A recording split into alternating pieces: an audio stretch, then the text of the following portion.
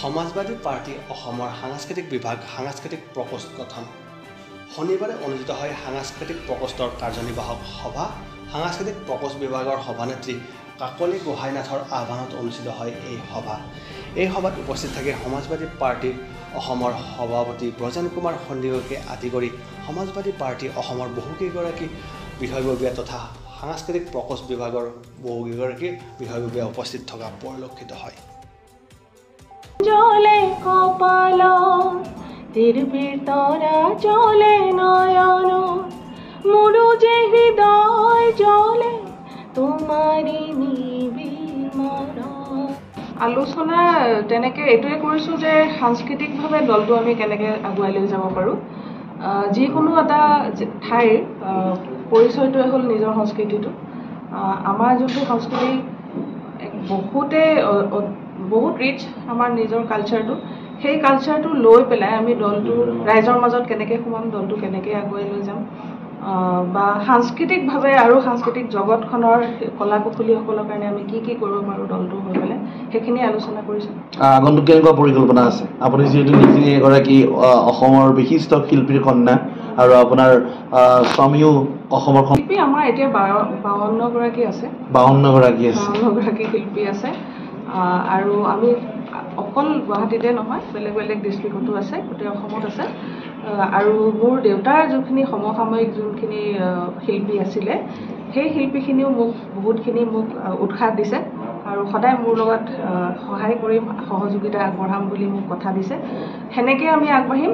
আৰু যিহেতু আমি কালচাৰেল ডিপাৰ্টমেণ্টৰ মানুহ, আমি শিল্পীসুলভ মনৰ মানুহ, আমি খুব তেনেকৈ বেছি ৰাজনীতি নাজানো, কিন্তু আমি আমাৰ সংস্কৃতিটো কেনেকৈ আগুৱাই লৈ যাম, আমাৰ ঠাইখিনি আৰু কেনেকৈ আমি বেছি প্ৰচাৰ কৰিব পাৰোঁ, আমাৰ সংস্কৃতিটো কেনেকৈ আমি বেছি প্ৰচাৰ কৰিব পাৰোঁ আৰু তাৰ যোগেদি আমি দলটো কেনেকৈ আগুৱাই লৈ যাব পাৰোঁ সেইটোৱে। হেমন্ত দেৱনাথ দা খুব প্ৰসিদ্ধ। হেমন্ত দাক মই আমাৰ অসমীয়া বোলছবি জগতৰ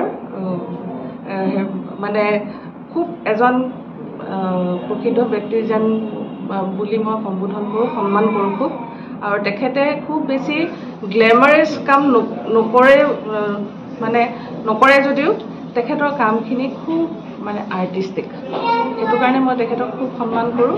বহুত কষ্ট কৰে আৰু কষ্ট কৰিবও পাৰে। সদায় কিবা নহয় কিবা এটা কামত ব্যস্তই থাকে। তথাপিও আজি মোৰ কাৰণে আমাৰ দলটোৰ হৈ পেলাই ইমানখিনি যে মোক সহায় সহযোগিতা আগবঢ়াইছে তাৰ কাৰণে মই ধন্যবাদ জনাইছোঁ হেমন্তদাক।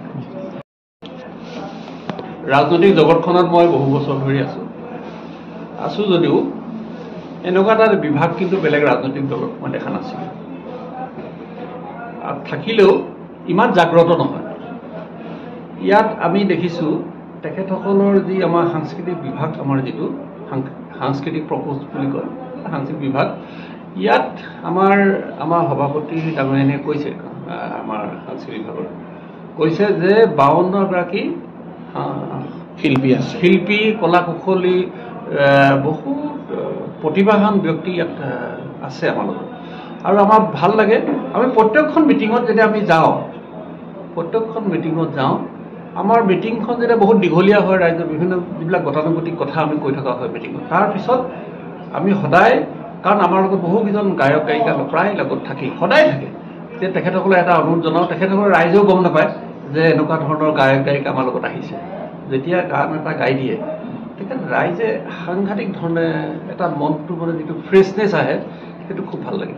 আৰু আমি সকলোৱে জানো ৰাজনৈতিক জগতখনত সদায় ৰাজনীতিজ্ঞবিলাক কি কৰে, সদায় দেশখন জোৰা লগাতে ভাগ কৰে। সকলো ৰাজনৈতিক দলবিলাকৰ চিন্তাধাৰাটো সকলোৱে আইডিঅলজিটো বেলেগ বেলেগ হয়। আমাৰ সমাজবাদী দলৰ লগত বেলেগত নিমিলিব পাৰে, নিমিলিব স্বাভাৱিক কথা, কিন্তু সদায় সংস্কৃতিয়ে সকলোকে জোৰা লগায়। গতিকে তেখেতসকলৰ মাজত যিটো মানে আমাৰ মাজত যিটো ভাতৃত্ব ভাৱ, আমি যিটো সাধাৰণতে মিটিঙত বা বিভিন্ন অনুষ্ঠানত কওঁ যে সকলো জাতি ধৰ্ম বৰ্ণ নিৰ্বিশেষে সকলোকে একলগ হ'ব লাগে, এই সকলো জোৰা লগা বিভাগটো হ'ল সাংস্কৃতিক বিভাগ। গতিকে আমাৰ খুব ভাল লাগে তেখেতসকল। মই ব্যক্তিগত হিচাপে খুব এটা আনন্দ উপভোগ কৰোঁ যে অনুষ্ঠানটো এনেকুৱা এটা অনুষ্ঠানত ময়ো জড়িত হৈ আছোঁ, য'ত আমাৰ বিভিন্নজনৰ এই অনুষ্ঠানটোৰ যোগেদি বিভিন্নজনৰ আমাৰ কলা কুশলী যিসকলক আমি টিভিত দেখিছিলোঁ বা বিভিন্ন আপোনালোকৰ সংবাদ মাধ্যমৰ যোগেদি আমি আঁতৰৰ পৰাহে দেখিছিলোঁ তেখেতক, কিন্তু এতিয়া আমি ইয়াতে তেখেতসকলক লগ পাইছোঁ। তেখেতসকলে দলটোক সন্মুখৰ পৰা নেতৃত্ব দি আগবঢ়াই লৈ গৈছে, যথেষ্ট আগবঢ়াই নিছে। মই সকলোকে শ্ৰদ্ধা জনাইছোঁ। আপোনালোকৰ মাধ্যমকো আপোনালোক সকলোকে আহি পেলাই আজি ব্যস্ততাৰ মাজত আমাৰ মাজত আহিছে, সেইকাৰণে সকলোকে মই ধন্যবাদ জনাইছোঁ। জলে কপাল তিৰবিৰ তৰা জলে নয়ন মোৰো যে হৃদয় জলে তোমারি নিবিড় মরম ঝিলমিল ঝুম জলে কপাল তিরবির তরা জলে নয়ন তোমার উড়নি আর উসুপে উদাসী চকু তোমারি হারে আর কপিছে মৰমী বুকু তোমাৰ সপোনি মাৰাপো তোমাৰ সপোনি মাৰাপো উজাগৰি নয়ন তোমাৰি নিবিড় মৰম ঝিলমিল ঝুম জলে কপাল তিৰবিৰ তৰা জলে নয়ন মোৰো যে হৃদয় জলে তোমাৰে নিবিড় মৰম।